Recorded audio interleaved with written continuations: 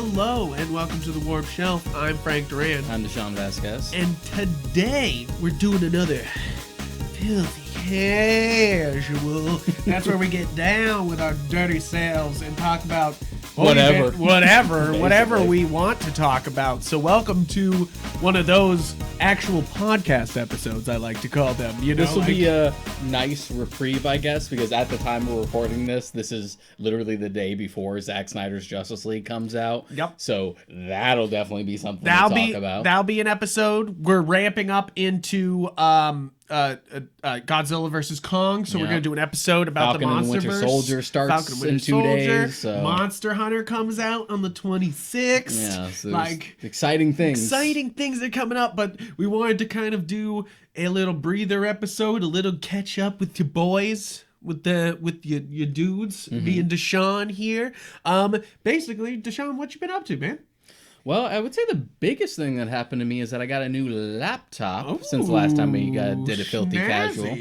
I got a nice. It's a Lenovo Idea. I think it's Idea Pad specifically is the model. It's a gaming laptop. Nice. Not a super uber powerful one, but a good one for my needs. Since it'll mostly be like, how many old RPGs can I play on this thing? Yeah, you're not looking to play Crysis 3 on it. No, I have a genuine like system for like the AAA stuff, so I don't necessarily like I'm not buying it so I can specifically run like Cyberpunk without it falling apart. Exactly. But because I have a PS4 and I will get a PS5 eventually. But for old stuff like Portal 1, I'm looking Portal for the 2, PS5 eventually. Which I bought Portal 1 and 2 again, and I beat them already. Yeah. And I have like a bunch of stuff on my wish list of just like, oh, you've wanted me to get into East for a while. Yeah. I'm just like, I could get the new one, or I could just play the first one.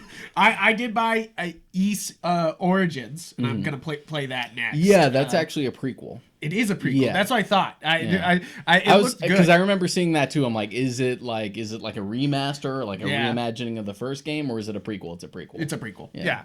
Which I'm totally for. I mean, East was East 6, East 5, whatever came out on Switch. I forget. I played it like 2 years ago now, and put 50 hours into it. I think it was like 7 or 8, I think, if I remember. I want to say it's 7. I want to say it's 7. Great game because it's basically an action RPG where you in 7 or the one you came out on Switch, whatever. I'm sorry guys if we're wrong, but it's taking care of an island and building it up. So there's this like kind of like town aspect of like trying to make it better, and it's kind of this like RPG of like, oh, you get better town, you get better stuff, you get more storylines.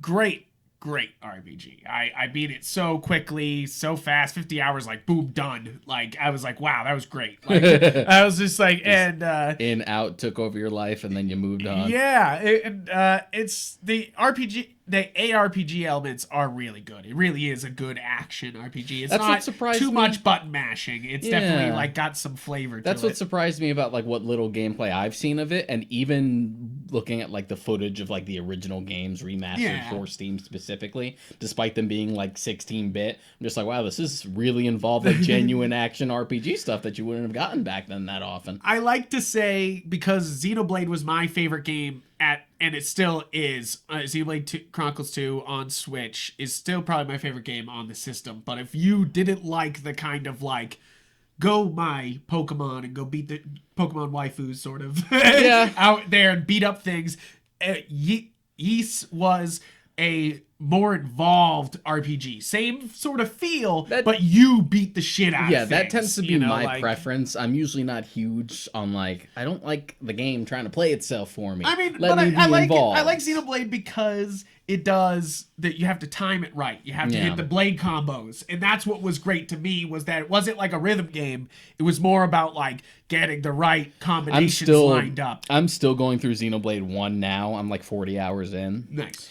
And that was my big thing at the start of it, where I'm like, this is feeling kind of the start of a Xenoblade game doesn't even matter. It's starting to feel like kind of Final Fantasy 12-ish, like sort of MMO-y, and I'm not really a fan of that style. I understand. But once they give you like more more tools to play with, and then they establish like certain weaknesses and chaining attacks to like topple your enemies and stuff like that. I'm like, okay, yeah, once the toppling gets involved, Yeah. you're like, oh yeah. And there's like an entire boss that you have to fight that you can't beat whaut it, so you're just like, we need to teach you how to do this properly. Yeah, you're like, here we go. Like, it definitely, it feels at a point, it feels like Pokemon where it's just like trying to beat out things, but it's like it's deep RPG. So it's like, Speaking of RPGs, yeah. in the meantime, I have beaten the Final Fantasy VII remake. Really? Yeah. Yeah. So wait, is this the one? No, the one they just announced.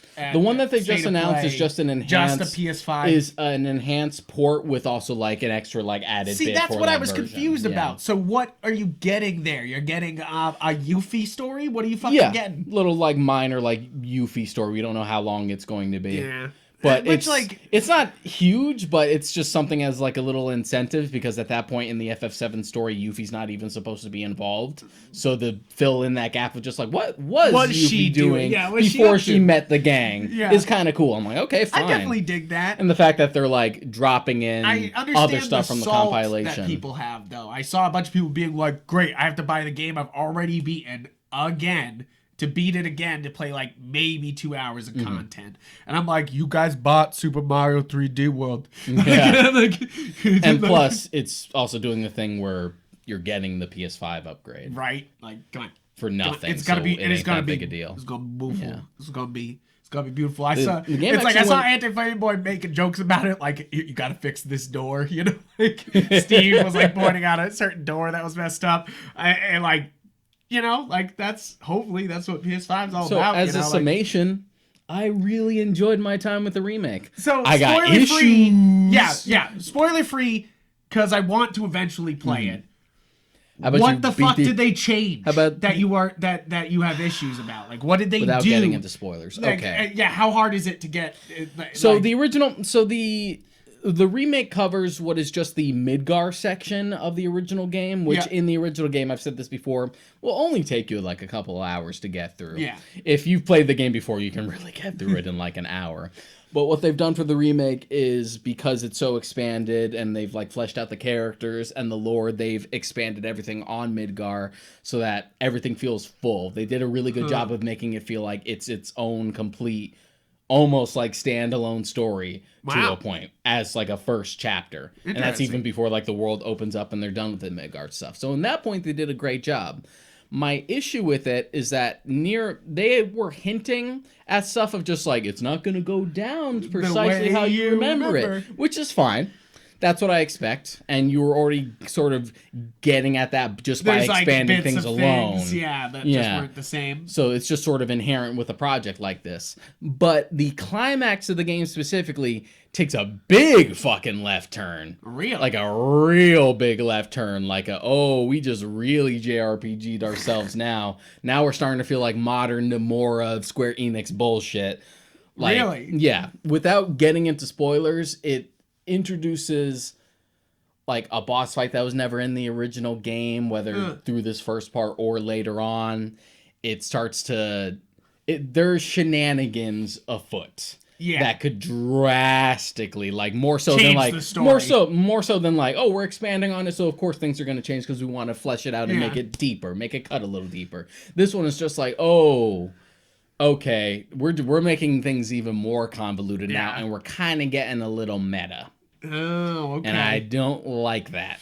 Yeah, like that's the problem, is the advertisement is it that it is Final Fantasy VII Remake. Yeah. You know, like that they are remaking the same game. So I see the salt that immediately comes out, you know, like, because a movie can't come out and put remake in its title, but games can. Yes. You know, like, and then they're kind of stuck in this like barrel that they have to do the same. And I had thing. like a whole spat with like one of my old coworkers about it.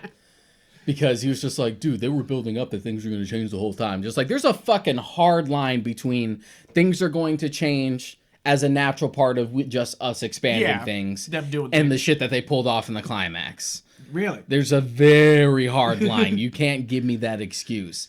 And not even beyond like, oh, how is this going to affect the story later on? I don't trust them to try and tackle something that big because the story's already convoluted. Does it feel on its like own. a Game of Thrones thing where it's like it's the books and the show diverging, and I'm sure that's how the Game of Thrones books fans were feeling. They were like, oh no, there's like, oh no, there's like there is sort of like a diverging thing going on, but it's also sort of like meta about it, like without getting too into details about it. And I'm like, this story already has like enough meat on its bones to like start adding this kind of shit. And it feels very Nomura, even though Nomura only had very little involvement with this compared to like other projects. But I'm just like, Square Enix, I know what happens when you go on stupid fucking tangents like this. Don't do it for the FF7 remake. Leave it the hell alone. Just stay on book a little bit. Like, relax.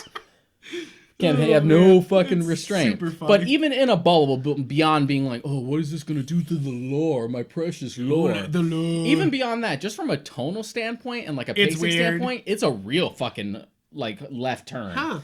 Even in the bubble of it, it feels so jarring and such like a jump to like almost world-ending stakes so soon early in the compared story. to the stuff that you get to later that it just makes that whole climax feel incongruous with like the rest of it, because at that point it doesn't even feel like it's that intimacy anymore, because that's what really worked about the remake, is that they made Midgar so important that you cared that it gets destroyed. So like the whole freedom fighter thing of like, we need to save Midgar, we care about the different sectors, etc., was so well done that once you start adding like the more like world-ending must kill these demigods bullshit so soon, just to force like world-ending stakes for it to make this feel like more of a standalone thing. Make it its own story. Oh man, that's rough. And the implications for where it could go later, I'm not into. No? But we don't have a definitive answer as to how this will pay off, but I know you're bullshit and I don't trust you. I know you bullshit. I mean, talk about, did you hear Square Enix bullshit? Did you see that they're thinking about making Avengers free to play? You're just like, what? A fucking disaster. You're like, that's a disaster. Like, just to get people to play and then buy weird cosmetics for your Avengers. Like, it won't work, bruh. Like, it's just not a great idea. So far, that's like a hit and a miss with Marvel's, like, because Marvel has like a big gaming initiative right now. That's why we got Insomniac Spider-Man, and that's why we ended up with the Square and we have Enix Ultimate Avengers. Alliance. We have Ultimate Alliance too, which was great. I liked Ultimate that's sort of a different thing though, because we're like, oh, that's a sequel to an older like franchise. Yeah, but it's great to see that franchise back, as opposed to being like, we want a big swing Marvel in video games. So like, we want passion projects. They went to Insomniac and said, you can do whatever the fuck you want, and they specifically said they wanted to do a Spider-Man game, like that type of passion. Yeah, right. I mean, who wouldn't want it, you know? And it turned out great. Both it and Miles Morales are fantastic, and I can't wait for like the actual sequel. Yeah, see how far they can take it even further, because they already used a lot of villains, so it's like you gotta. Not as much as you would think. There's a handful in there, but it's interesting because in the continuity for the Insomniac game, Peter's been at this for about like 6 years. Yeah. So he's been in it. Yeah, he's sort of like the Arkham games, it's very much just like, oh, I can see what has happened, but things that also haven't happened yet. Gwen is dead, like, or is Gwen dead in this? I don't know. I haven't played the game. That's the thing. Like, I'm sorry, no PS5, 4 or 5 for me. Sorry. We don't have a Green Goblin yet.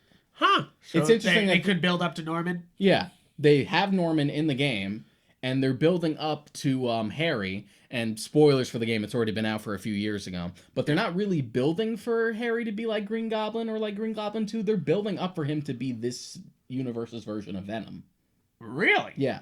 That's interesting. There's this whole thing where Peter is dying. No Eddie Brock? No Eddie established. The thing that they're establishing is... they've done this before. The Harry is actually dying of a degenerative disease. Yeah. And he's like missing for the entire game, where you only hear him in like recordings and stuff for like submissions you can do. And Peter laments it, but it's like, man, I haven't seen him in a while, ever since he like left town. Yeah. And then you find out Norman just has him like in the fucking Oscorp lab, and he's like in an incubation tank in a post-credit scene. And there's like this stuff gathering and growing like a fungus around his tank, and it looks like the symbiote. All right. I don't mind the more like symbiote created in a lab thing, which is like straight out of the Ultimate verse. Yeah, I always sort of liked that take. I do like it being an alien because there's the threat of that. There's more of this somewhere. You know, it's the same threat that the movie Alien has, where it's like you're like, oh, that was really bad and scary. Wait a minute. That's just one of them, you know? Like, same thing with Venom, where it's like, Venom's able to fuck up the entire Marvel Universe, and guess what? That's just one symbiote. But then I also get, like, the conceit of, compared to Spider-Man's other villains, even though it helps, like, really separate it from the others because it's that alien threat, because Spider-Man is so street-level most of the time, bringing in an alien always feels kind of weird. Yeah.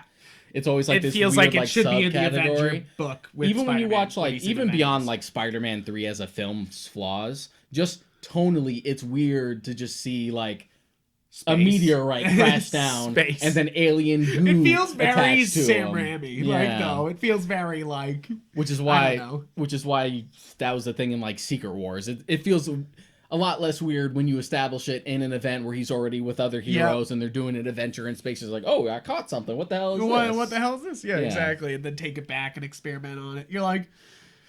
But, yeah. So I think it was understandable that the Ultimate Verse went like, oh, Peter's dad and like Eddie Brock's dad were both scientists at Oscorp, and they accidentally created the symbiote as like an intention to make like a healing bodysuit type thing. But of course, it's gonna go bad, and then it goes wrong. And plus, I love the way the symbiotes are portrayed in the Ultimate Universe because they're really monstrous and they just like fucking eat people. Yeah, and you're just like, yeah, like Venom just like munching on people half the time, and you're just like, when you play as Venom in the Ultimate Spider-Man game, to replenish your health, you need to like fucking absorb people, and you're like, oh shit. Or the fact that like the way Gwen Stacy dies in the Ultimate, or in Dark Avengers when they just like feed people to Venom, you're just like, Jesus Christ. The way Gwen Stacy dies in the Ultimate Universe is that Carnage fucking eats her. Yeah, you're just like... And not even like eats her, like chomp, like drains her like Cell style from Dragon Ball Z. You're like, oh, and not like the anaconda like snake swallow, like the stab you and drink you. Yeah, you're just like,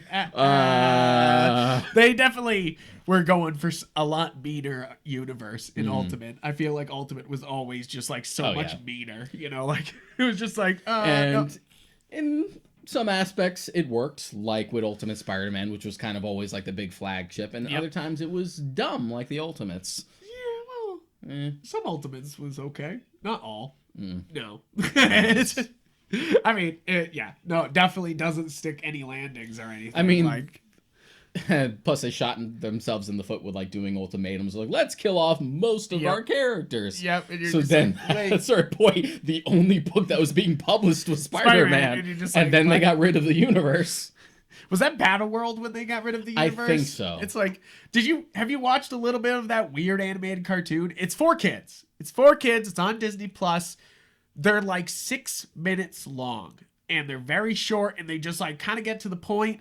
But the thing I like about it is how many Marvel superheroes there are in it. It's just kind of like, they're just like, yep, everyone's here. And you're just kind of like, good. Like, this is exactly what this story arc was. I mean, sure, but call me when there's an actual, like, good cartoon you got for me. Well, it's like, Battle Worlds wasn't a good fucking arc in the first place, you know? The only cool thing about it was, like, Old Man Logan fighting a bunch of other people, you know? And now Old Man Logan's just in the universe. Things where, like, I don't really watch most things, like, Marvel animated because they were always sort of like hit and miss anyway before Disney bought them, but then after Disney bought them, it's just like shovelware for kids. Yeah, I mean, definitely this is what nothing. This is that this is a little bit of a shovelware for kids. It sucks because before Disney bought them, they were kind of on like an upward angle.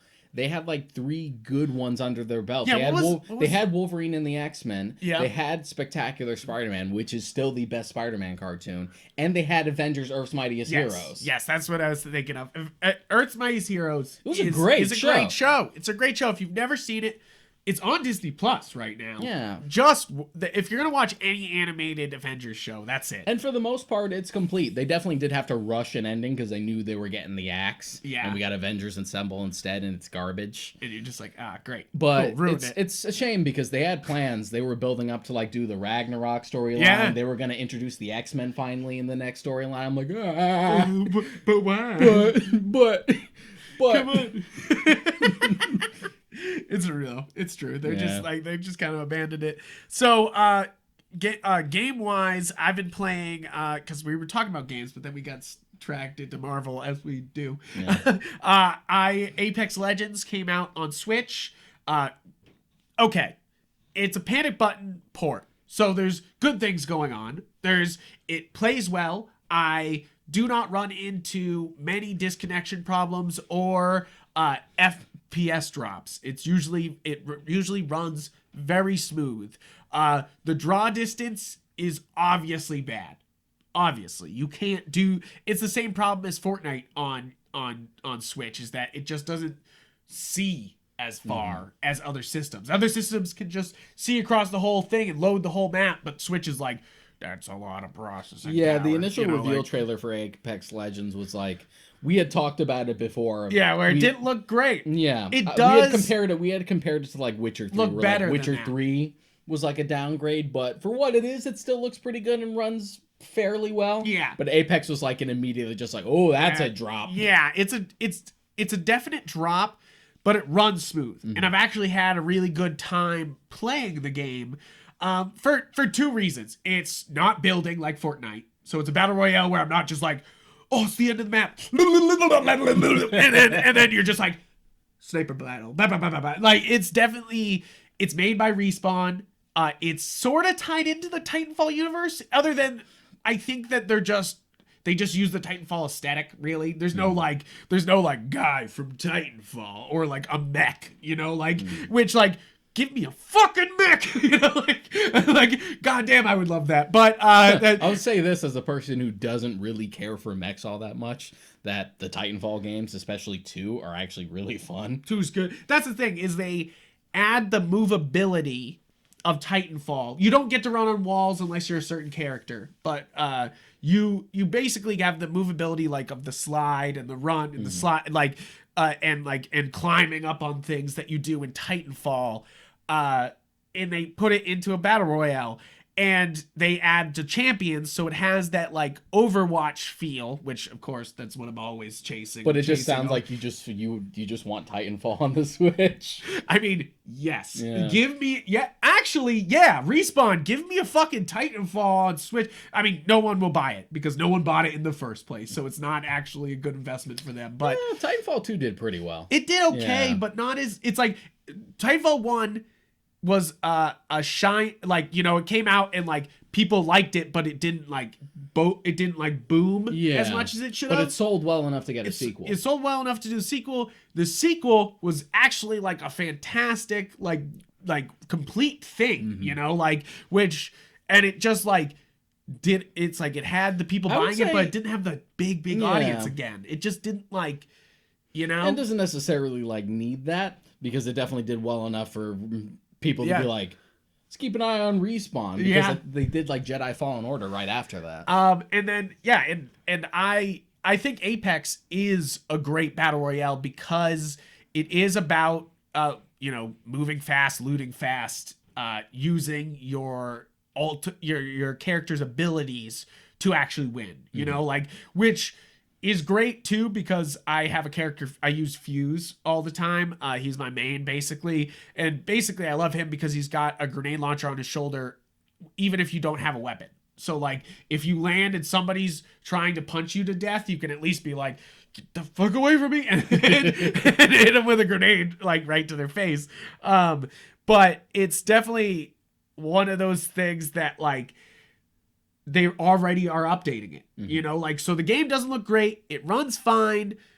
The game itself is cool. Like I like that it's kind of a really fast battle royale, because the rings come down and they expand in weird places, so you have to move kind of constantly. Like I definitely have games where I'm sitting around for like 5-10 minutes not seeing anybody, and then all of a sudden we're like in the last 5 teams, and you're like, cool. You're like, but most of the time it's like you land somewhere, 5 people with you, you're duking it out just there, then you're moving on, you run into other squads, and then if you get to the end, it's like an actual they have like, you think it's the last circle, and then they move it, and that's when it gets really dangerous, because it's just like, oh, the storm's coming and I have to get over to that new circle, and obviously everyone gets exposed at the same time, and it's just kind of like this like mad sprawl to shoot each other. Like, but my favorite gun in the whole game is the G7. It's just an M1 Grand, basically. You know, you're just like, good, click, pop the magazine out the bottom, poof, back in, bam, bam, bam. I love it. It's just like, come on, the M1 Grand is the coolest game in World War II game history. You know, like just being able to be like, and then the click of the empty clip, and then having to put in the new clip. Ooh, that's so good. And it's a great addition to this game. I like Apex Legends, but again, I will say that it's not cross progression, it's cross play. So it's cool that you get to play with everyone else, but you definitely feel on Switch everyone knows you suck. You know, like they're like, you can't see as far, you know, like, so like you're constantly surprising people, which is nice. As usual, you are constantly just like berated, whether overtly or covertly, for having only a Switch as your system. It's true though. I've had teammates like who are using PS4 or an Xbox just leave me because I'm on on Switch. Like if I'm like picking things up, and they just give up on me, and I'm like, fuck you guys. I'm like, I wanted to play too. We don't play with fucking kids. Yeah, you're like, fuck you. And the problem is that they had this, one of the major glitches that they have, and still kind of have, is that the voice chat from Switch to any other system is no good, but from Switch to Switch, it's fine. So it's like, and it does this weird, like, you talk on, and it's just and you're just like, cool. So if you have a kid, it's even more obnoxious, because it's just like, and you're just like, oh my god. That just sounds like children in general to me. But it is a really good game. I've played a lot. I've actually won a lot, which I was surprised, because like I don't win often. It's in so Fortnite, funny. I can't even remember the last time I like bothered with like voice chat, and that's not just coming from like, I barely play online games because you just use Discord. Because I'm a solo. Yeah, we just use Discord. And that was the thing. Every one of like my friends that I do play with are all just like, get on Discord voice channel. We'll do it that way. Yeah, I mean, it's just it's fun. It's and even my before habit. Discord was a thing, we were doing it on Skype. For me, it's because it's a habit from Overwatch, where if you do your own comms, no one else hears you, and then it's just not helpful. You know, like you're just not talking to anybody, and you're like, cool. So no one can hear anybody else talk to each other, but they're talking. So you're just basically going like, fuck you, Lucio. God damn it, come back here, you stupid bitch. You know, like, and not saying anything. Like, so it's just like, it's definitely one of those things that I like for everyone to be, if it's a team game, I want them all to be on the same channel at least, you know, but obviously Apex is having problems with that. And hopefully they'll patch it. Panic Button is known for patching things. I mean, Rocket League, they did the port of Rocket League on Switch, which it looks great on Switch. They've done all the Dooms, and they did Wolfenstein, which they've done all my favorite FPSs on Switch, and they've updated them all to look better, play better, do better often after the fact. And I can, it's great that it's Panic Button, because a lot of these games would come out and then the Switch would be abandoned. And I feel like with Panic Button, you can at least know that they're not just gonna abandon you, you know, like you're just not gonna be like, oh great, fuck you, you're playing Switch, like, you know, like, and you're just like, you're like, please God, come back when you get a big boy console. And you're like, no, I like my portable console I can use while I poop, like, please sir, please, or travel, or, you know, anything else. I feel like a lot of it would be mitigated if Nintendo just figured out what the fuck the internet is. Yeah, I mean, yeah. Oh, God. But I mean, I want that Monster Hunter Switch. I want that new Monster Hunter Switch missed it several times. Because of bots. They've bought all of them at Best Buy because Best Buy allows bots for some goddamn reason. I've been there. With And, fucking pops. yeah, you're just like, what the fuck? But then there's still the rumors going around, which they've been going around forever. Oh, here we go. That I know I bring this up to you constantly, but we don't bring it up on the show. We don't bring it up on the show, but I've heard it for like 3 fucking years. Neuroses is that they are going to. I'm gonna buy a new Switch. And then they're gonna be like, Frank bought the fucking Switch. Frank bought the fucking Switch. Launch the new one, because that's exactly what I think is happening. Because Nintendo's just waiting until I spend more fucking money, and then they're gonna be like, sorry, I dropped my phone. But they're gonna be like, nope, launch it now, because there was the rumors of, and I think it's Samsung's fault, like that it's leaked, because that's the real concrete answer we got here, is that they're using a Samsung screen. They're using a better Nvidia chip. It's an OLED screen, and I guess it looks like it uses the same Joy-Cons. Like, it doesn't look like it's a new Joy-Cons, but who knows, because it's not real renderings. But it could be coming. The 4K Switch, it sounds like it's close, but that's the thing, is like, I doubt it. It might be another. That's the thing, is I feel.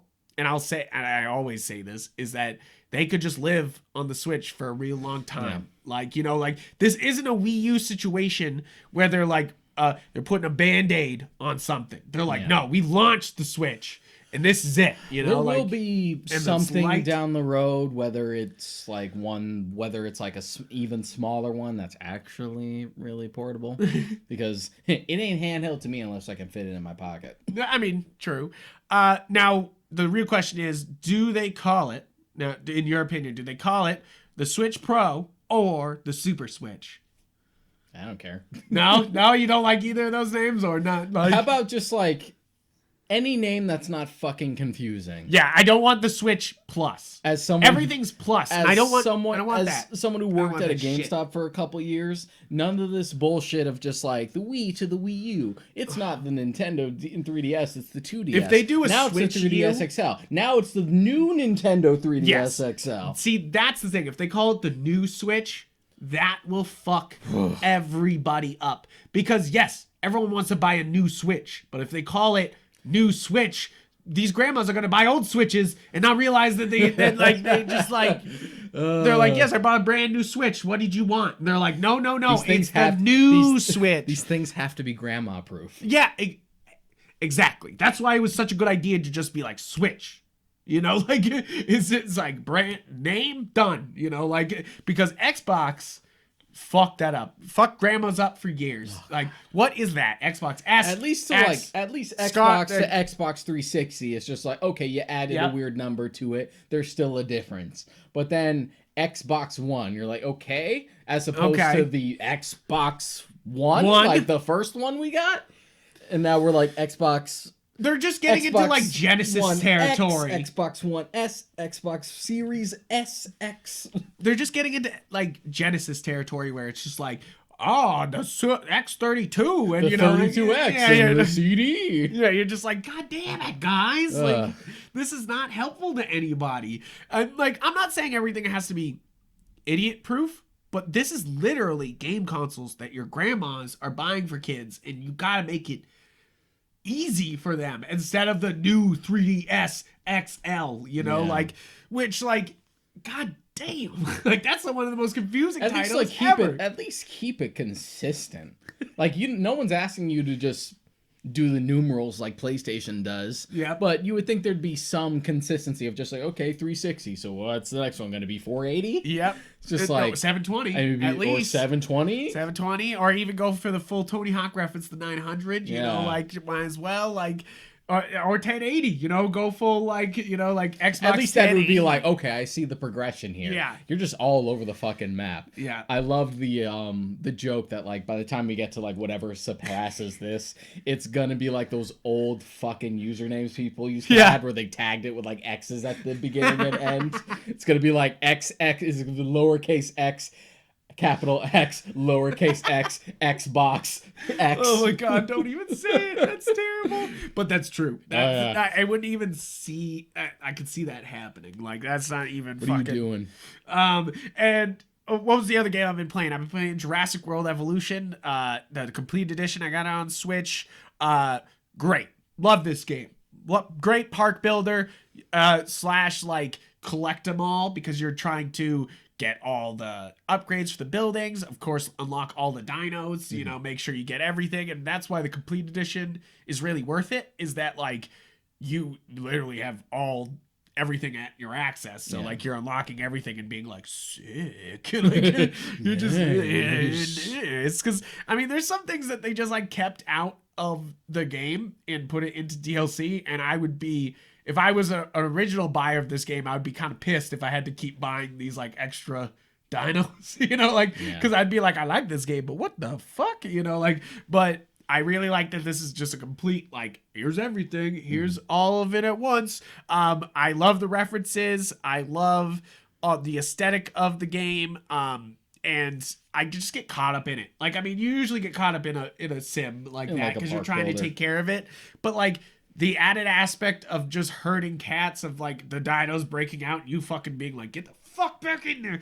You know, like, you're like, stay the hell in there. Like, every time I get a fence upgrade, I'm just like, oh, gods. Like, you know, like you're just like, oh my god, thank god I can just like shit, here comes a storm. Yeah, right, exactly. And I'm in the late game of the game right now, and they start introducing tornadoes, and you're just like, fuck you guys. Like you're just like, god damn, because they put you on an island that like has no room, so you have to be like very exact with your placements of your buildings, which of course at the beginning of any map you're just like and then later on you're like, fuck. They have to show you the error of your ways. They have to just put on display your hubris. Exactly. When the tornado comes down, I put everything all together, and then it's just like, oh, I shouldn't have done that. Like, I'm just like, oh no, that was a bad idea. But I really like the game. It's really funny how much like the Indominus Rex, like, they put in this game because, of course, it's Jurassic World, so they got to put, like, the hybrid. They put other ones that they don't include in the Ankylodorus, which is just a Bronchiosaurus and an Ankylodon, like, stuck together. Like, no, Ankylosaurus. Stapled together. Yeah, like, and it's just like he's got like spikes on him, and you're like, you did it, guys. Cool. You put out another model of the same dino, but with spikes on him. You're just like, reminded me how fucking lame the Indominus Rex was. But so that's the lame part, is that you build up to unlocking him. He's one of like the last meeting dinos you're getting, and you get him, and then I've released several of them, and my T-Rex just fucks him up all the time. You're like, T-Rex, stop eating the Indominus Rex. That's a $2 million investment. How dare you keep eating him? You know, like, you're just like, stop eating my money. Like, but it's like really funny because that's exactly what happens in the movies, is that the T-Rex fucks him up, and that's exactly what happens here too. That whole climax is literally an apology for Jurassic Park 3. Yeah, right. There's literally the symbolism that the fucking T-Rex runs through a skeleton of the Spinosaurus. Yeah, runs through it's just like, fuck Jurassic Park 3. No, come on. Hold on. We may have to do an episode I don't dislike Jurassic Park 3. I pretty much like all the sequels except Fallen Kingdom. Fallen Kingdom is fucking garbage. Yeah, okay, I don't think Fallen Kingdom is garbage. It's just a mess. It's fucking bad. And it's bad it's of course bad in comparison to everything else. Like, even Jurassic Park 3, which you're like, okay, you gotta be a real mess to, like, compare. To me, it's just like, sure, the only one with, like, the real heart and, like, an actual, like, cinematic classic is the first one. I don't mind 2 or 3, especially 3 getting... I mean, 2's silly. 2's silly. And 3 gets really B-movie, but I find it fun that way, so I didn't mind it. World is kind of like, remember the first one, you remember? I'm like, yeah, sure, fine. Yeah, sure, fine. But like, and I mean, it's fun Fallen because Kingdom they add so much to it. Fallen Kingdom is so up its own ass and thinks it's so fucking deep. And then on top of that, we just fucking jump the shark with that clone. We're now starting to clone humans. Yeah, you're just like, okay. Which is in the books. It's in the books. Ugh. That's the whole, like, scary part about the books, is that they could be breeding fucking humans somewhere. You know, that they are hinting that Wu is breeding humans somewhere, you know, like, it's vaguely implied in the first book. Having just like read that recently. Yeah, and I am excited for the next Jurassic World, just because, I mean, Fallen Kingdom's not a good example, but Jurassic World 3 could be good because they're bringing back so many of the original cast. Like they're really trying here to like make Jurassic World 3 what Jurassic World should have been, or Jurassic World 2 should have been, because Jurassic World 2, they're like, we got Jeff Goldblum back. And they're like, for a 10-minute scene, goddammit. Like, why didn't we not use him? And it sounds like they're going to actually use the people in Jurassic World 3. I liked him in Fallen Kingdom only because he echoed my sentiments of the movie the entire time. This is just crazy. This is just dumb. Why are we doing this? What have we fucking done? And that's half the game, too. That's the really funny part. How did we get He's the here? only guy that they got for the game, basically, other than Bryce Dallas Howard, and big name wise, and like Jeff Goldblum, like it's so funny. The whole game, he's just like, "Why are we doing this? Like, what are you doing? We're gonna get eaten by dinos." Like, and you're just like, "Yes, all right, keep it up." Like, and you're just like, that's what Jeff Goldblum's character in the book, in the movies, is supposed to do anyway. He's supposed to be sitting there being like, "Why would we do this?" I usually affectionately refer to Fallen Kingdom as Jurassic House. I mean, yes, true. With the hold on, you got to give the Jeff Goldblum laugh for me. Show everyone how good you are at doing the Jeff Goldblum. I might be out of practice at Jurassic Park. I had that shit down in college, but I don't do it nearly as often. So you guys, no, wait, that's not it. Dig up dinosaurs.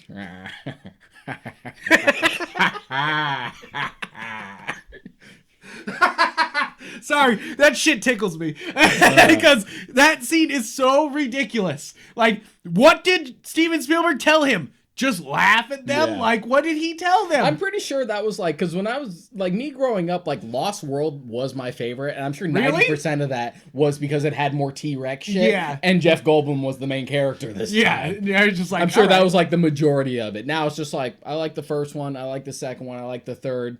Both the sequels have their own problems. Jurassic World is meh, and Fallen Kingdom, I really don't fucking like Fallen Kingdom.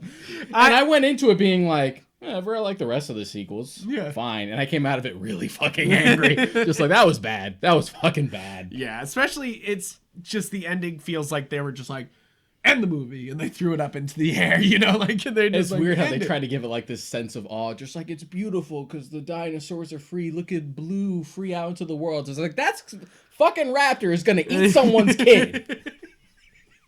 You're like, people are gonna die. Yeah, people gonna die. Like, this ain't gonna be good.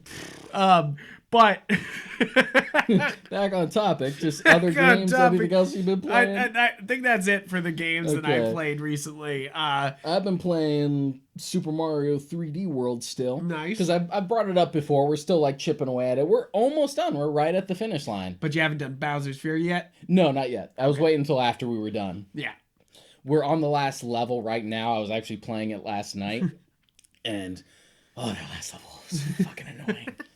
And every last level of every Mario game is like a punch in the fucking gut. Like, but this one is just like no checkpoints, no power-ups, and it also doesn't help because Nintendo doesn't know what the fucking internet is, so their online is always trashed 90% of the time. And they were supposed to switch over to a new server, and it just didn't even work. If that stage had checkpoints, or if the constant fucking input delay or lag that screws us over, because here's the thing.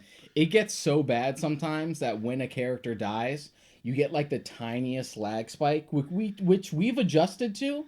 Yeah. But the big problem is that while it's having that lag spike, it fucking eats input sometimes. And for the most intense stage in the game where like you need the precise platforming, it screwed us over.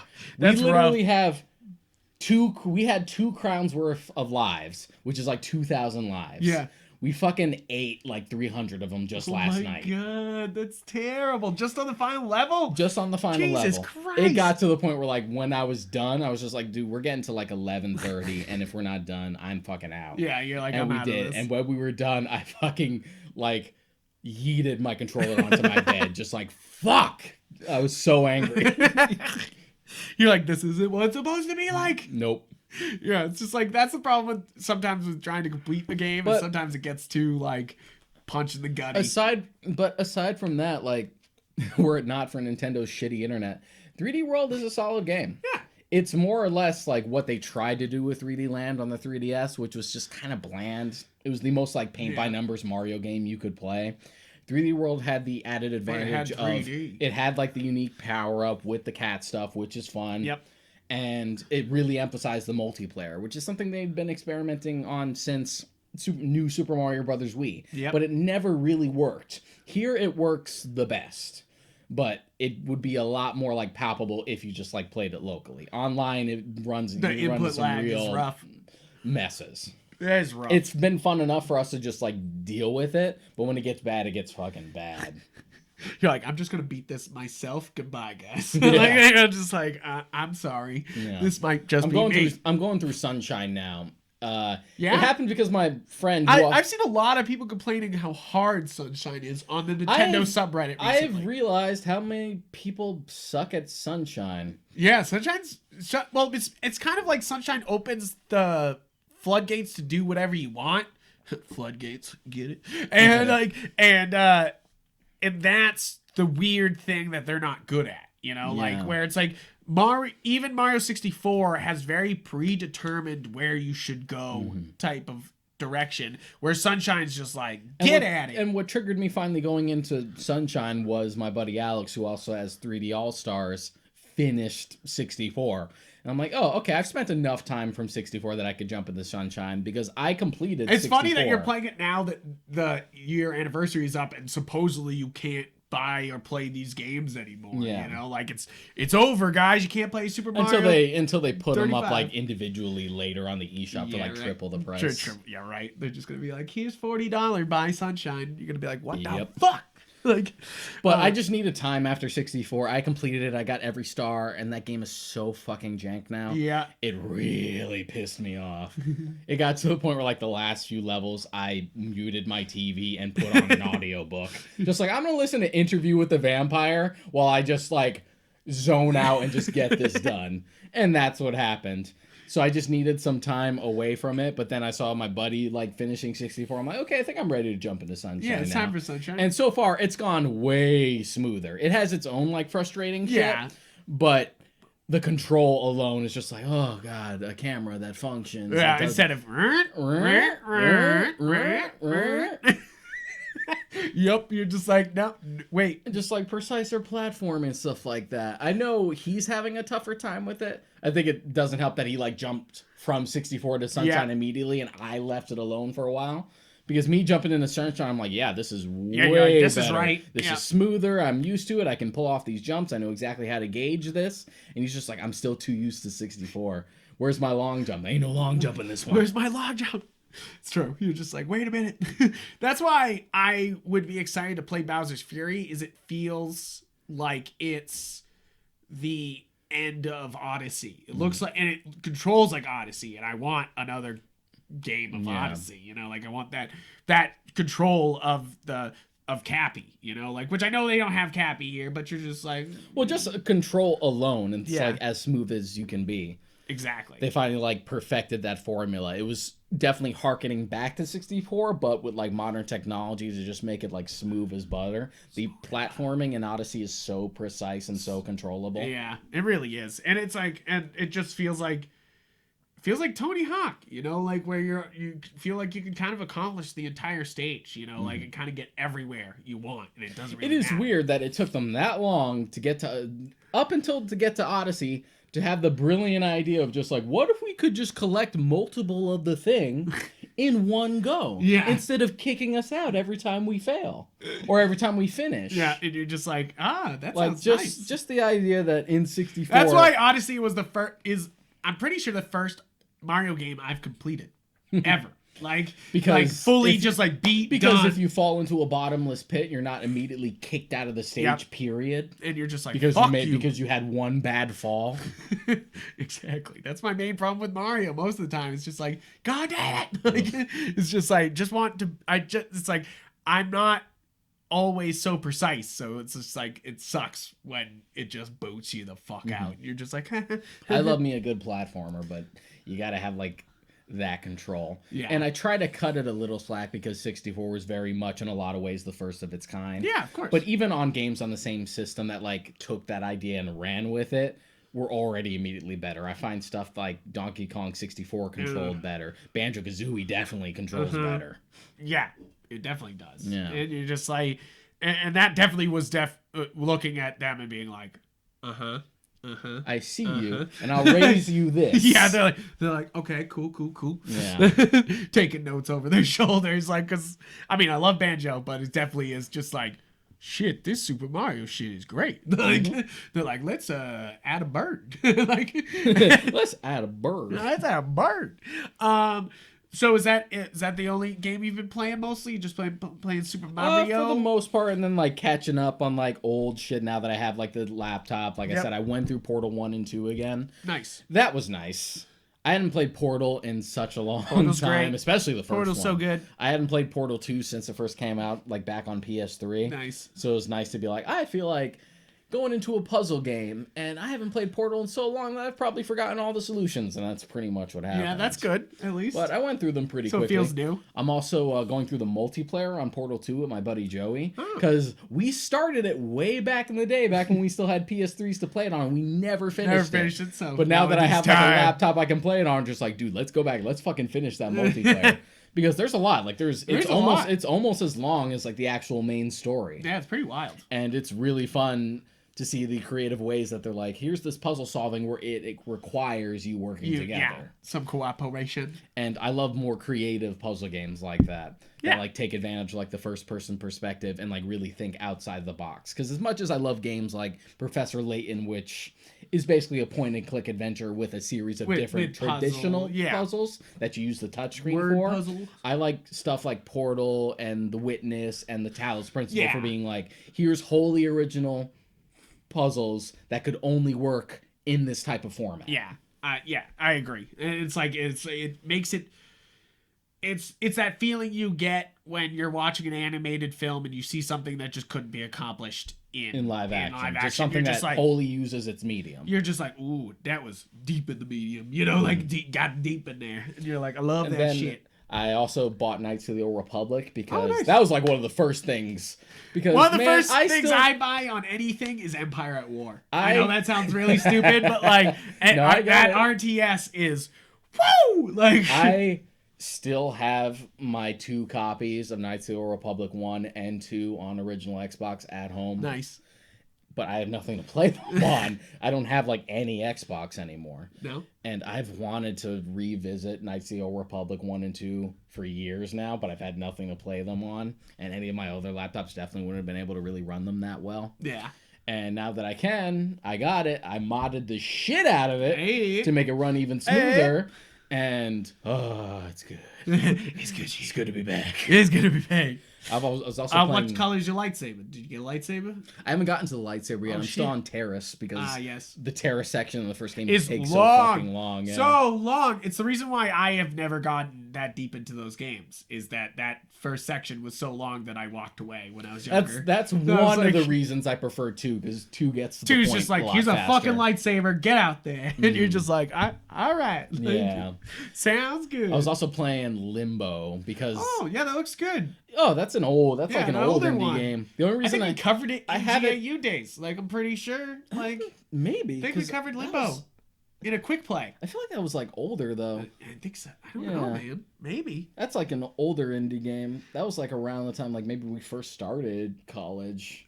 I think we covered the only reason I have it is because it was free on Steam. There you go. Like years ago, and even though I never used my Steam for anything, I was just like, fuck it, I'll just log in and grab it. One day I'll have something that I'll play it on. And so it's just been sitting there as like the only... and Portal 2 is like the only things in my library. Your Steam library. The only reason I have Portal 2 is because I have the PS3 version. You got the Steam version for free because of that. So for years, it's just been like Limbo, Portal 2. That's my Steam library. Yeah, you're right like, there. Nice. So I'm like, okay, now I can play it. So I've been playing it.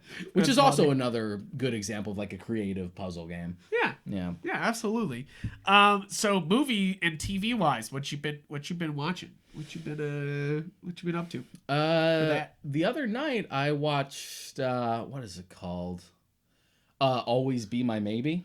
Oh. Yeah. Yeah? It's the one with Randall Park and Ali Yeah, Wong. it was good. I watched that one. It was alright. I liked it fine. I mean, the Keanu Reeves scene is... Dude, It's worth the entire film. The film is like a 6 out of 10 for the most part. That and then scene is 10 out of 10. That Keanu bit like raises that shit up. That film like peaks so hard when he's around. Right? That was so funny. That was so good. It's like, yeah, it's a solid romantic comedy. It's pretty funny. It's like great people. Like, you know, like Randall Park is it Ali Wong or Ali Wong. Yeah, they're both great. They're both so funny in this and just the Keanu scene makes the movie iconic, you know? Like, you're just you're like, all right. I love it when, like, actors play themselves, but, like, douchey versions of themselves, especially when we know for a fact they're, like, the nicest guys. Him crying over the food. Like, that shit makes me lose it. Yeah, he was their first choice for that bit. They had, like, runner-ups because I, like, did the research afterwards. They were thinking, like, they had an idea of like, okay, if we can't get Keanu, it'd be really fucking funny if we got like Paul Giamatti. Yeah. It'd be really fucking funny if we got M. Night Shyamalan. But Keanu was their first choice, and he was just like, he was already a fan of Ali Wong, so he said, yeah, I'll do it. And he was literally in the middle of filming John Wick 3, and he flew in for a day to just do all of that. That's so good. Love that. And great, pretty good movie though. But it's just not head over heels about the movie. But that scene, it's pretty standard, but it has like it's solid. It has like a solid sense of humor. Yeah. I think if it went a little further, especially with like Ali Wong's sense of humor, I think it would have been a little more unique. I think she's great. Yeah, all the time. She's so good. It's a little love like, her stand up. Trapped by convention, but for what it is, it's funny. It's kind of worth the price of admission, which is nothing aside from your subscription for the Keanu stuff. Yeah, exactly. Pretty funny. I watched. I got married to watch The Conjuring 2. We watched. We liked the first Conjuring, and we've never watched 2. And we've watched Annabelle. We've watched The Nun. So we've watched the movies that like connected to this movie, which is so funny that there's a Conjuring universe, which like I've now, other than Conjuring 3, I've seen everything. So it's just like, which I think has Conjuring 3 come out? I don't know. 2's good though. 2's actually good. Like I was so surprised because 1's okay. I mean, it's good. It's fine. It's like, it's all right. I think it's better than Insidious. I think it's better, which is the same director, you know, like, but like, I think Conjuring 2 is better because they actually throw in some like, it's funny that they go to Britain, you know, because the other one was so just like good American little boys getting possessed, and this one's just like, British, like, you know, like things are going wrong over in Britain, you know, like, and what's cool about this one is the multiple ghosts that take form, like that there is the nun, there is the crooked man, and there is the actual ghost that's there. And the other thing that I just appreciate about it is that in the last movie, they made a big thing about is it Patrick Wilson? Is that it? Yeah. Patrick Wilson is going to get stabbed through the chest. They made a big deal out of that, but they didn't like play it up. They just were like, oh man, this is how he's going to die. And then like in this one, she sees the vision again, but then they like play it at the end because she actually sees the thing that could stab him, and she believes the nun is trying to do this to him, you know, like stab him through the chest.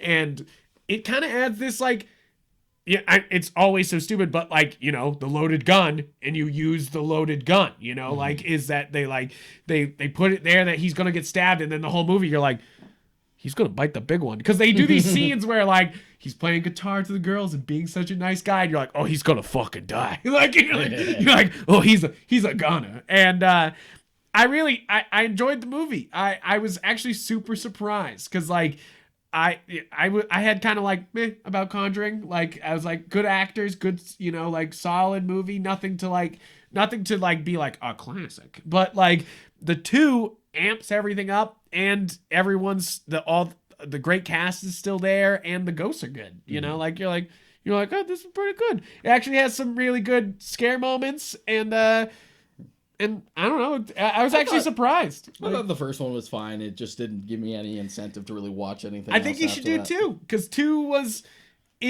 it's one of those moments where you're like, this is better than the first one. Where you're like, which, you know, for horror is pretty rare. It's so rare. It usually peaks pretty early. So early. So that's the reason why I'm sitting there going, is this a good horror sequel? What the fuck's happening here? Like it's definitely not like, wow, like, but it definitely made me be like, this is good. Like, you know, like I was just like, I this definitely is do solid. agree that I enjoyed it more than Insidious, but then again, wasn't Insidious PG-13? Yeah. I think that was one of my bigger things. Yeah. I'm not. I don't I'm want not PG-13 horror. I'm I not just so don't. up in arms about it as I used to be, but definitely when around that film first came out, because I am a huge horror fan. Yep. And I can be kind of a snob when it comes to it sometimes. Back then, it was definitely just like PG-13. Get the fuck out of my face. It's true. It's like them trying to be like, oh, maybe we'll do Blade as PG-13. I'm like, maybe you won't get my fucking ticket then, bitch. Yeah. Like, you know, like I don't, unless it looks fantastic at PG-13, then that's the only way. But there's no way, you know, like PG-13 with horror. We could do a whole episode on that line. I feel like we could do a whole episode on this, but like my feelings on it sum up that if we're talking horror, something horrifying, and to be truly horrifying, sometimes it needs to be actually gross or actually mortally scary, you know, like where it's just like, so that involves stuff that creeps into the R rating, you know, like, so it's just like, come on, like, you know, like you gotta add some fucking some depth to it, or some, I want to say stab to it, but like it's more just like you got to get in there deep into the horror if you want the horror to succeed. Yeah. Or you end up as a teenage horror movie where it's just like, I'm dying. We had a whole tangent about this when we did the episode of like why horror isn't like taken as seriously, about like horror and something that's genuinely scary versus like what I like to refer to as pop horror. Yeah. Where it's just like, I move the mirror and I close it and it's behind me. Oh my god. And you're just like, come on, guys. Or stuff like American Horror Story, where they like the aesthetic, but they don't want to actually like put the work in. They don't want to actually do it. Yeah, it's true. It's like they like the spooky feel. They don't like it's kind of like a haunted house. Yeah. I feel like American Horror Story is like the haunted house of horror TV shows, where it's just like, look at all these spooky things, blah, and everyone's like ha ha ha, and then they walk away. Yeah, they like the superficial aspects of it. They like the glamour of it, but they don't actually want to like. Do you see that Macaulay Culkin's being in the next season of that show? I was laughing because I was like, look at Macaulay Culkin working. I'm like, get to it, boy. Like, I was like, get to it. Let him do it. He's really turned himself around. Good for him. Exactly. That's how I feel about that. I'm like, good for you, man. Like, go, like, make that money. You know, like, and if he's always been friends with Emma Roberts, so it sounds like Emma Roberts was just like, come on down, you know. Like, I've like seen him on like other stuff. Like he showed up on Half in the Bag. He's been on some Red Letter Media stuff. Funny. He showed up on Joe Rogan. He was on Good Mythical Morning, which I watch a lot of. He's basically just like, he doesn't have to work anymore because all those residuals. Did you watch the AVGN episode about that? That was really funny. Home Alone one was really good. He's basically still rich and never has to work a day in his life. He's kind of a man of leisure. Classic. So and the fact that now that he's movie money. So now that he's just like cleaned himself up, he's just at that point where he's just like, I just want to do fun shit. Who cares? I just want to do whatever I want. Yeah. Sure, I'll show up in an AVGN episode. I'll show up on Half in the Bag. Right. I'll do fucking American Horror Story. Who cares? Who cares? I like that attitude. Yeah. You know, like I like that, like, I've done it, so let me do whatever I want. Mm-hmm. You're just like, good, do it, man. Like, do it up. Conjuring 2, though, I thought was pretty solid. And then the other thing that we finished was Ghost Inside My Child. It was an A&E show that Mary and me were watching as like a joke, because we first thought it was just going to be like possession stories about kids, which I was like, that's ballsy A&E. But then it's born like when oh my god, I'm forgetting the word when you die and come back. Reincarnation. Thank you. Oh my god. Or resurrection. Yeah, reincarnation. They definitely, that word, just like the minute I tried to say it went. But reincarnation, it's about like kids who come back and are are saying that they're reincarnated. Mm-hmm. It's really funny because like the episodes are always like, the kids are like, I am a World War II general, you know, like, or I was in the Civil War, and you're just like, and so sometimes you're just like, and then like the end of the episodes, you're just like, they try to get really specific, and sometimes you're just like, maybe, like you're like, maybe, potentially, but that's like the point of the show, right? Yeah. You know, like, my favorite episode is like this one girl believes that she was in 9/11, and you're like, too soon. you're like, oh god, too soon. I'm not sure it's really too soon anymore, Frank. No, I'm just joking. It's just like one of those things that you're just like, wow, that was a really fast reincarnation. It just like fucking whipped you out. These guys are waiting. They've been reincarnating since the Civil War, and you're just like, fuck, bam, right the fuck out of 9/11. The moment I realized it wasn't too soon anymore was my senior year of high school when we didn't have the moment of silence. The moment of silence, yeah. I was just like, okay, we're past it. Yeah, except TSA is still garbage. Oh, yeah. But they still haven't caught a single terrorist. But I'm just mad because I have to get rid of drinks to get on fucking airplane, which I get. Like, drinks going into a park or a movie, like, that's the same thing, but like, you let me buy them in there. Believe me, I'm sure I'm gonna go through it when things calm down and I actually do that fucking Chicago trip I was going to do. Yeah, before. Just like, oh shit, I gotta get on a plane. Times. I mean, hell, I'm gonna have to fucking go to the DMV thing to get the True ID bullshit. I'm gonna have to do that too. Oh my god, I don't. What a waste of money. But the Ghost Child show is ridiculous, and if you're looking for like a ridiculous laugh, this is exactly what that show is. And I've also been bothering my brother about it because he's got my new niece, like, and he's all excited to be a new parent, and I'm constantly like, because the show's always like, she was really strong and really smart, and I'm like, Jack, she's really strong and really smart, and she seems to be really smart, and I'm like I'll constantly be like, look, she's remembering the flames of 9/11, Jack. And he's just like, you can tell, like, he's like, haha, but then he's like, like, yeah, he's just like, oh no. Very what if funny, my baby's reincarnated? But you know what? It just cracks me up because every episode starts like that, though. They're like, my baby was a little weird and smart and like really like well talked, like, and you're just like, that doesn't mean because your baby's smart and you're dumb that he's reincarnated, like.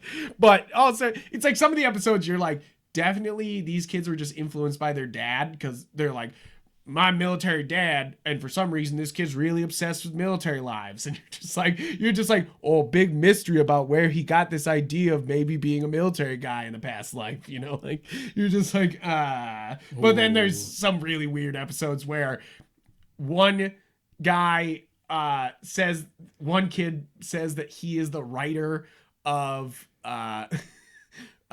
was it Citizen Kane or no, Gone with the Wind. It was Gone with the Wind. He was one of the writers. He said that he was one of the writers. He would constantly talk about going to his job in Hollywood as a kid, which is weird because they were in like Ohio or something like that. And you're just like, weird. And then he like says that his movie's Gone with the Wind.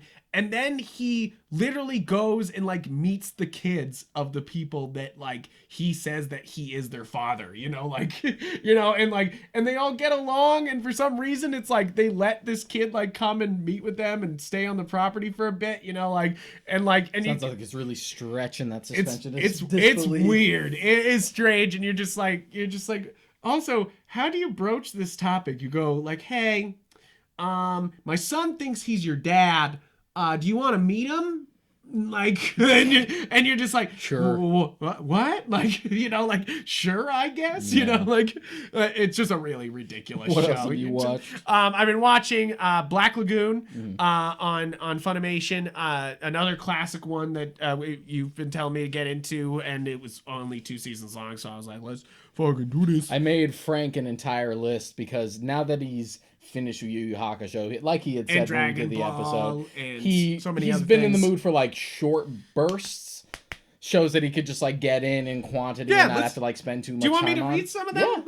Yeah. I feel like that's a good, that's an actually helpful thing. You guys seem to really like the how we're getting to get into anime episodes. So these are 11 to 13 because I was looking for basically a 1 season show, and then he also gives 1 season that are 24 and 26 episodes, which that's still a season. Yeah, and I had to base it specifically on him based on the platforms he has. So they had to be specifically either on Funimation, so this could be useful HBO to you Max, like, and Amazon Prime. Nothing that was Crunchyroll only or like High Dive because he doesn't have either of those. Yeah, I mean Crunchyroll on HBO Max, but not. That's only like a specific like selection. It doesn't have like its whole library. Yeah. So 11 to 13 episodes. Beastars, only 12 episodes on Netflix. And he also puts down sub or dub. Which one? In this one, sub or dub. You can choose either or. They're fine. How do you say this? Inuyashiki Last Hero. Yep. 11 episodes on Amazon Prime. You have to do sub. Now, why do you have to do sub? That one's actually because there is no dub. There you go. Yeah. That's the reason why. Kagu-sama Love is War. I've heard this is great. That's so fun. On Funimation, 12 episodes sub. So why the sub? Because I've heard the dub is not terrible. I don't like it. No, it's just like not a good production. Well, I feel like when it specifically pertains to comedy anime, there's something that's really hard to translate with it, and I feel like in a lot of ways they miss the point. An example that I bring up is how they portray the narrator. Yeah. One of the funniest things about the narrator in the show is that he plays it completely straight. Yeah. Like this is a drama. When this is just hijinks and shenanigans. But the narrator is always this is serious warfare. This is serious warfare. This is the strategy. And that's the joke. But in the dub, they make the narrator as like part of the joke where he's kind of like not taking it seriously too. Just like... That's an example of like how that dub kind of misses. He kind of misses it. Yeah. It changes the intent of the art, and that's kind of like fuck out of here. Keep Your Hands Off Izukan. 12 episodes on HBO Max. Sub. Made in Abyss. 13 episodes. Amazon Prime. Sub or dub. Now, how many movies are there in Made in Abyss though? Because there's the Made in Abyss 12 episodes, but there's 13 episodes. There's that's the first season. And then there's 3 movies. The first 2 movies are just recaps. Okay. Yeah. And the third movie actually continues the story. Nice. So what you should do is just watch the 12-episode season and then the third movie. Yeah. So, but you're saying not to watch the 2 recap episodes, even if you didn't, if you wanted to skip the show, these wouldn't be a good representation of the show. No. That's what you're saying. Cool. It cuts out too much. Okay. And it's also not even just like, oh, we actually like reanimated it, so it's like movie budget. Like it's literally just they literally took the show and edited it in 2 movies. Why? It's not like Kai or Neon Gellion where they're changing where they actually things. Megalobox, 13 episodes, Netflix, sub or dub. I've been wanting to watch this one. I'm a Rocky guy. I'm a Rocky guy. Like, the sequel's actually coming out soon. I'm really hyped for that. Nice. Mob Psycho 100, 12 episodes, Funimation or HBO Max. Now, I thought there was a second season to this. Sub there or is. Dub. Okay, but that's Mob Psycho 100 2. Yeah. So it is a sequel series. It's just a second season. But for now, it's just like, if it's one season, try the one season and see how you feel about it before we worry about what else is there. Paranoia Agent, 13 episodes, Funimation, sub or dub. That's the one by the Hosoda. same. Not Hosoda. His name's escaping right now. Same director as Tokyo Godfathers. Tokyo Godfathers. We did the whole episode about it. He's great. I'll absolutely watch that one because he was so good. That one's an interesting thriller. That one gets real wacky. Tower of God. This is the one I was most surprised you put on this list. 13 episodes, HBO Max, sub or dub. Because this is new. Yeah. Like, this is like just... This was only like last 2 season? or 3 seasons ago. Yeah. Yeah. And I heard some mixed things about the animation, though. I don't think it's that bad. No, you didn't mind? Okay, cool. It's not really a show specifically, or because people say the same thing about Dr. Stone. Yeah. But both shows aren't really specifically And I noticed you didn't put Dr. Stone on here. Now, did I not? I should have. Oh, no, you did. Yep. Yeah. No, Toy 4, Toy 6. Sorry. No, my bad. Both those shows aren't really specifically oriented towards action specifically. With Tower of God, especially in this bit, which is a criticism of it, it's a lot of world building, but I find the world building so interesting. Okay. Yeah. Cool. Violet Evergarden, 13 episodes, Netflix, sub or dub. And they got another movie they got a movie after this, and that's it, right? Because the creator died, right? The series director died with the Kyoto animation fire. Oh man, that's terrible. Yeah. That's just awful. Bad. That's just terrible. I'm excited to watch that one though. That one just looks beautiful. It just hurts me that they're advertising the movie coming to theaters right now, because I'm pretty sure that the first movie that came out was the last thing I saw in theaters. Yeah, and you're just because I did the timing. I'm like, oh shit, that was after Invisible Man. So that's the last thing I saw in theaters. Thing you saw. But what about Sonic? We saw Sonic. Was that not the last? See that in theaters. No, we didn't. No. I thought you saw Sonic in theaters. No. Did I see it myself? I wasn't gonna see that shit in theaters. And then I have actually seen this one, Zombieland Saga, 12 episodes, Funimation sub. But I've watched the dub. I thought you had only seen a little bit of it. No, I've seen all of Zombieland Saga. I loved it. I crushed it so fast because it was just like, here's sort of a fresh take on zombies. Yeah. You know, like as much as it's very much like girls killing zombies with short skirts, it's very much like, here's a kind of a fresh take. Did I only put sub for that? Yeah, it says sub just because I didn't mind the dub. That should have been a typo then, because the dub for that is pretty good. Yeah, it's pretty good. I don't mind it. I've seen that the sub, and I didn't mind the changes. I was just kind of like, but everyone's favorite like glasses dude in sub is so fucking funny. Yeah, it's an industry veteran. It's Minoru Mayano. He's mostly known for like Light in sub. Yeah, but he's like a veteran VA. He gets like all the big roles. Nice. This is sort of playing against type for him because he's just playing like this wacky dude. It's so damn funny, and just his performance and like the English scenes crack me up. Yeah. And then now we're on to 24 and 26 episode animes for one season. Cowboy Bebop, 26 episodes, Funimation dub. I will have to do this. Dub for life, baby. I will for Cowboy Bebop. have to do this. I know that Cowboy Bebop, the live action, just finished filming the other day. So this is one of those things that will... this might be one of the shows that I need to finish as one of my classic anime next, because I'm doing Black Lagoon. This might be one of them. Dr. Stone for 24 episodes. That's Funimation. one for like the first season. The second season is almost done. Yeah, almost done, right? Yeah. Sub or dub. Fruits Baskets, 2019, 24 episodes, Funimation dub. Is that done? Final season is about to start. How many seasons of that is there? The final season will be the third. Cool. Nice.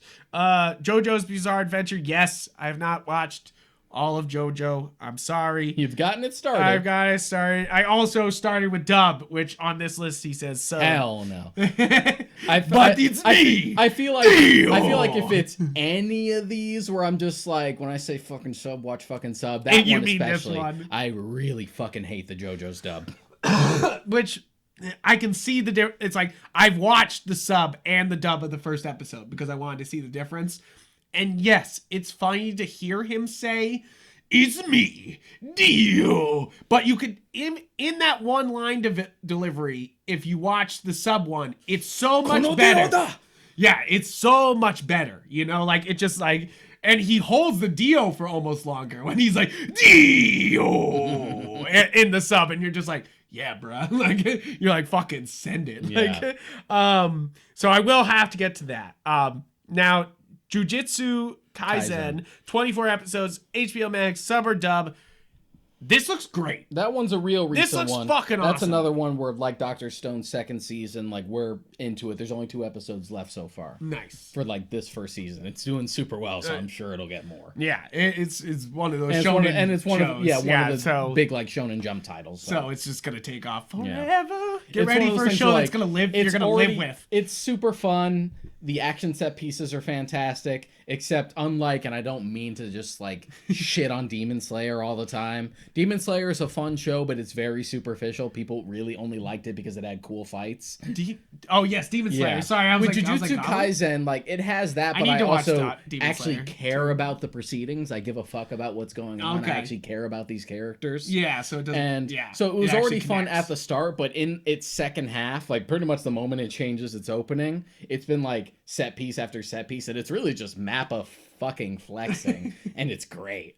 That's cool. I'm excited to watch that one because that one seems right up my alley. You've told me this since college. Mushishi, 26 episodes on Funimation, sub or dub. It looks great. That one's one where Funimation, I'm pretty sure, only has the first season. Yeah, they do. And I think the only place you can watch the second season is either Crunchyroll or High Dive. And the thing is, you're only going to get the first season for dub. They're never going to dub the other season. Really? Huh. No. They're just abandoning it. It's been so long that there's no way they're going to do it at this point. And plus, they couldn't even distribute the second season, so it's pretty much a lost cause. Which is a shame. The dub is really good. The last one on here is the one that I literally know nothing about. The Vision of Escaflowne. Escaflowne, 26 episode Funimation sub or dub. What is that? I don't know that this one. And that's how you know it's good, because of the way I'm going to describe it. It's an isekai, an early one. Yeah. Like an old one. We're talking like 90s. Okay. And it was always one of those like... Don't say old with the 90s. It makes me feel fucking terrible. 90s is old. Soon there will be no 90s kid that's not 30 years old. Oh my God. Don't do this to me. Our 20s are ending. I know. Fuck. It's don't do this coming. to me, man. But the Vision of Escaflowne is always one of those like classics that I always heard about growing up, in the same vein as like Evangelion or like Black Lagoon, or more obscure stuff like Legend of the Galactic Heroes. Yeah, or that I like, Knights of Sidon. Yeah, stuff like that. Yeah. And it's just like, oh, okay. I have a vague interest in it. I'm like, it's isekai. I'm usually not a fan unless it's taking the piss, like Konosuba, where it just makes fun of everything about it, about the entire genre. But I'm like, okay. I don't mind them. But this was before the trend. But this was before the trend, so it seems like it serves a purpose other than like, well, it's a fantasy work because that's what we just do now. Yeah. And yeah, it was a lot of fun. I'm saying isekai, but the only one I like is the time I reincarnated as a slime. That's the only one that's like a true isekai that I'm like, thumbs up. But it's just like a very engaging, sweet, like high fantasy show. Cool. I will have to check it out. I mean, I'm down. Like, I'm down for another classic. So that's all. That's the list that he sent me.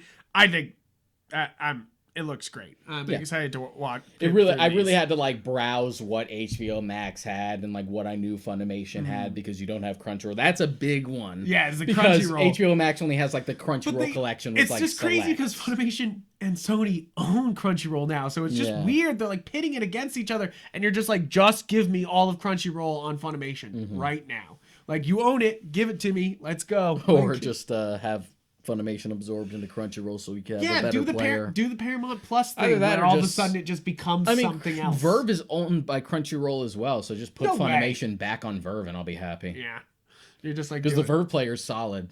Yeah, Funimation's not and that would literally cover all your bases, because that would have Funimation, Crunchyroll, and High Dive. So that's like all the anime you could want. Which it's super cheap for Funimation right now. Like $6 or less to get Funimation a month, and like totally worth it.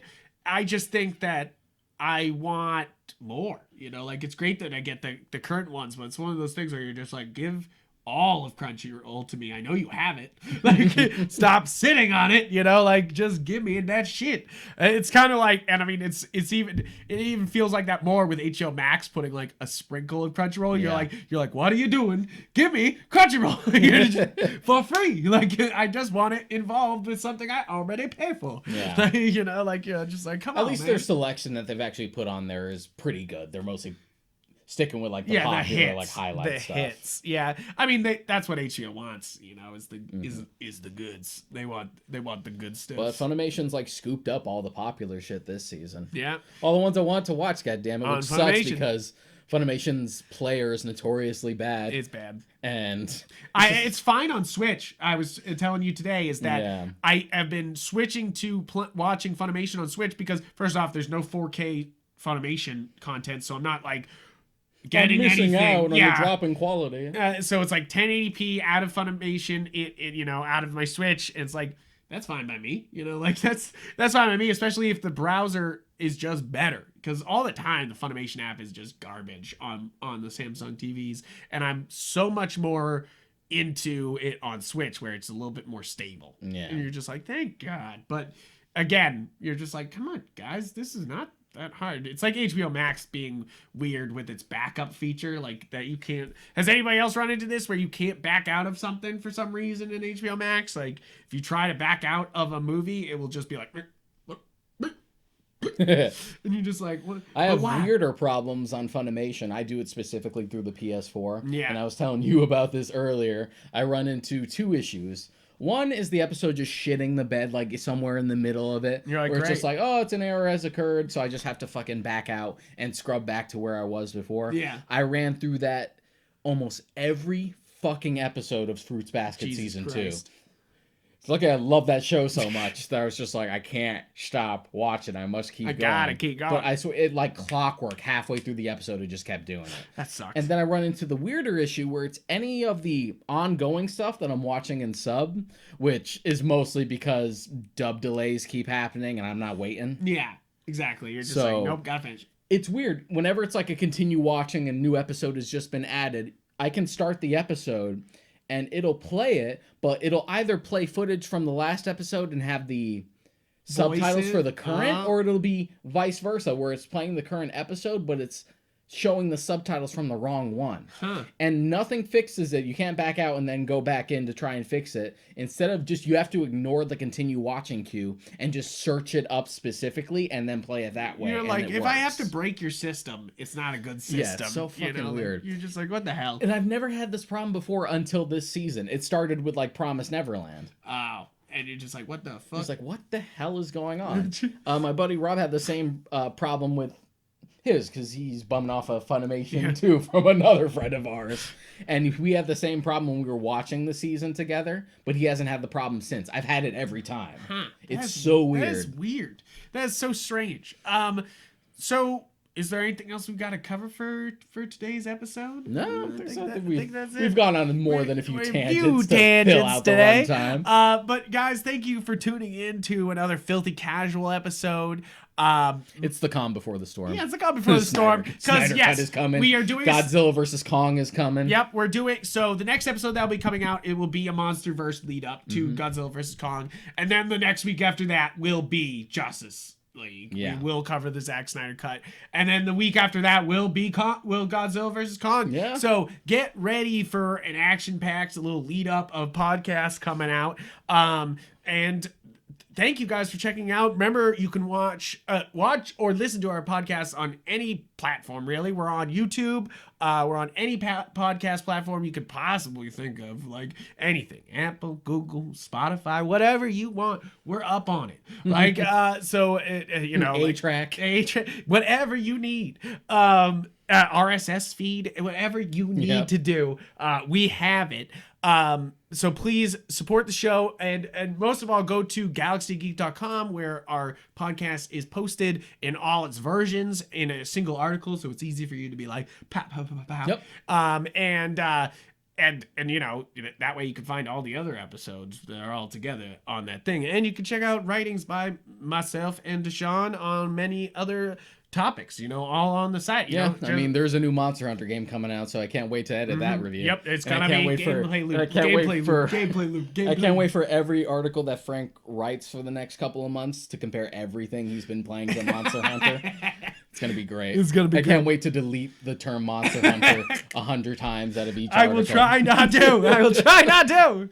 But it's gonna be good. I'm so excited for Monster Hunter. Even games that have like nothing to do with it. You could do a review of Untitled Goose Game and you'd be like, well, the thing that reminds me of Monster Hunter is. I feel bad because I've been looking for Monster Hunter. Like, I know this is another tangent, but like I've been looking for Monster Hunter things. So I played Dauntless before I played God Eater. Like I'm just kind of like, are you a Monster Hunter? Give me. Will you even remotely satisfy the itch? And that's why I'm just so excited for the 26th. It's like, first off, because for some reason they're not dropping the collector's edition of the game until the day of launch, and I'm just like, how the fuck am I supposed to get this collector's edition then? You're just like, I'm just trying to get this amiibo of the monster. Like, give me this amiibo. But I'm so excited. I can't decide. I'm like, okay, so should I download the game digitally and then get the collector's edition, or just like wait for the game and get the collector's edition? You sound like me.